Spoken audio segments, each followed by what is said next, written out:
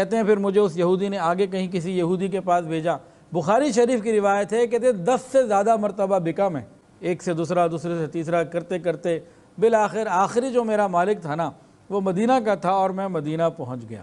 تو میرا آقا جو سردار تھا مدینہ کا تھا، جب میں وہاں پہنچا تو مجھے یہ تسلی ہو گئی، کہتے ہیں سنیں، فرماتے ہیں کہ جب میں مدینہ پہنچا تو خدا کی قسم مدینہ کو دیکھتے ہی پہچان لیا اور یقین ہو گیا کہ یہ وہی شہر ہے جو مجھے بتایا گیا تھا۔ کہتے ہیں کہ میں بکتا بکاتا یہاں پہنچ تو گیا لیکن ایک تسلی تھی کہ صحیح جگہ پہنچ گیا۔ آگے فرماتے ہیں کہ نبی علیہ السلام مکہ میں مبعوث ہوئے، آپ نے ایک اعلان نبوت کیا۔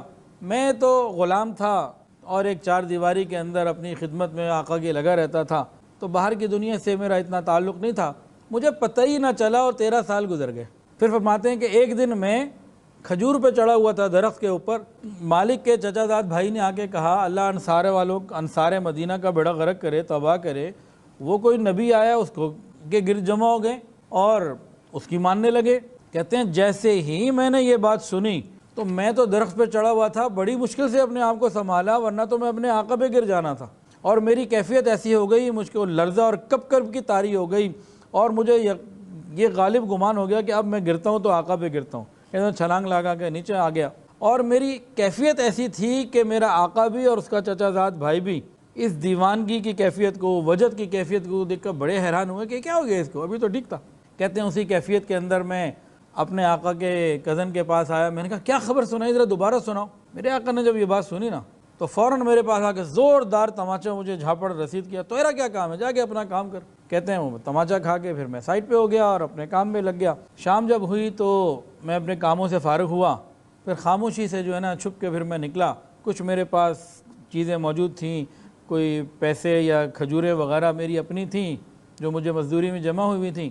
میں گیا اور قبا پہنچا، نبی علیہ السلام اس وقت قبا میں تھے اور آگے نہیں آئے تھے۔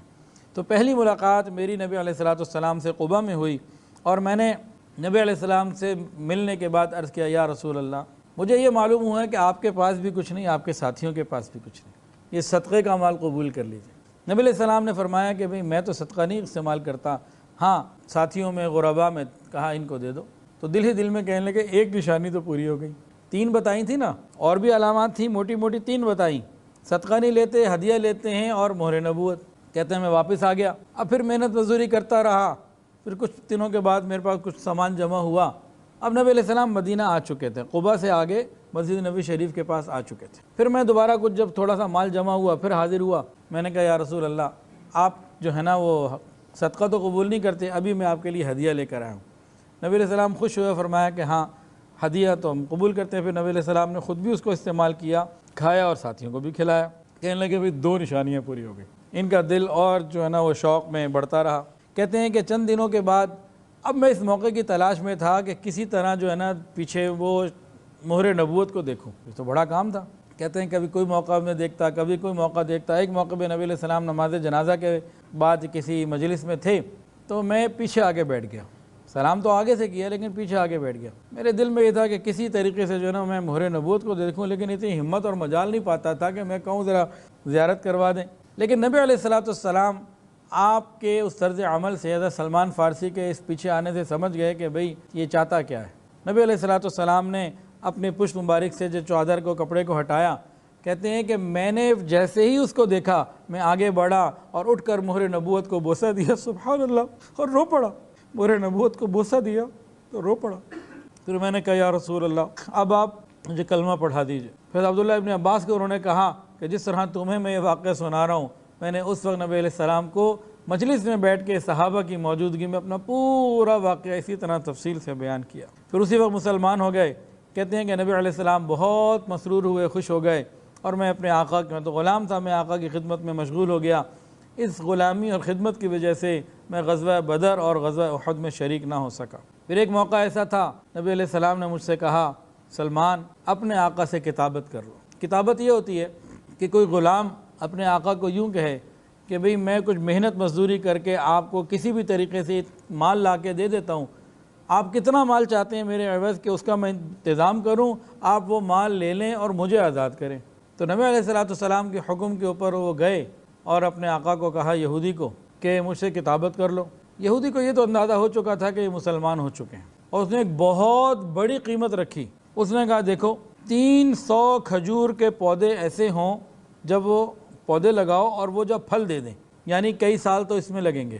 اور دوسرا کہا کہ 40 اوقیہ سونا دو، ایک بہت بڑی اماؤنٹ مانگے۔ کہتے ہیں میں بڑا پریشان، اتنا کچھ مانگ لیا۔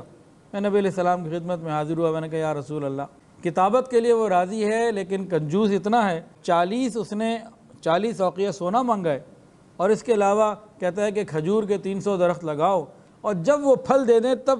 یہ 2 شرائط ہیں۔ نبی علیہ السلام نے فرمایا کہ ڈن، یہ ڈیل تم طے کرو، اللہ خیر کرے گا۔ پھر نبی علیہ السلام نے صحابہ سے فرمایا بھئی ان کے لیے 300 کھجور کے پودے جمع کرو۔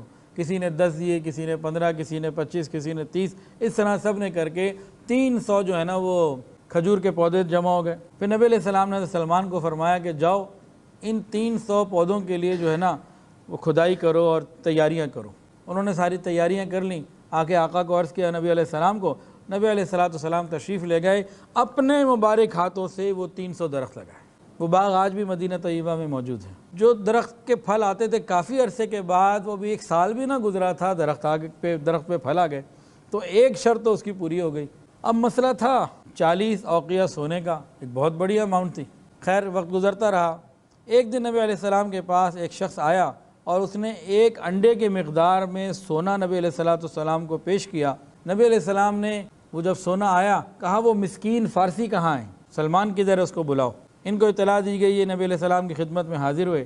نبی علیہ السلام نے وہ انڈے جتنا سونا مجھے کہا کہ دیکھو جاؤ یہ 40 اوقیہ جو اس نے اتنا سونا مانگا یہ دے دو۔ کہتے ہیں کہ یہ تو اتنا سا ہے، یہ تو پورا نہیں ہوگا۔ نبی علیہ السلام نے فرمایا کہ تم جاؤ یہ پورا ہو جائے گا۔ ایک معجزہ وہ تھا کہ کھجور نے جلدی پھل دے دیا، اور دوسرا یہ ایک انڈے کی مقدار کے برابر سونا تھا۔ وہ کہہ رہے تو تھوڑا ہے، یہ تو پورا نہیں ہوگا۔ کہا نہیں جاؤ تم پورا ہو جائے گا۔ اب انہوں نے وہ سونا لیا، خوشی خوشی اپنے آقا کے پاس پہنچے، کہا دیکھ بھائی ایک کام تو وہ ہو گیا، دوسرا 40 اوقیہ چاہیے، یہ لو 40 اوقیہ۔ کہا 40 ہو ہی نہیں سکتا۔ کہا جی تول لو۔ اب اس نے جناب ترازو منگوایا، تولا تو پورے 40۔ کوئی یقین نہیں آیا کہ یہ کیا ہے بھائی۔ اس نے دوبارہ کیا، 3 دفعہ کیا، کئی مرتبہ کرنے کے بعد اس کو یقین آ گیا کہ ہاں واقعی پورا 40 ہے۔ تو اس کے بعد جو ڈیل تھی وہ پوری ہو گئی۔ ان کو غلامی سے یہودی کی غلامی سے آزادی ملی۔ نبی علیہ السلام کے غلام تو پہلے ہی بن چکے تھے، اب مکمل نبی علیہ السلام کی غلامی میں آ گئے۔ اور فرماتے ہیں کہ اس کے بعد میں غزوہ خندق میں شریک ہوا، پھر تمام غزوات میں نبی علیہ السلام کے ساتھ رہا۔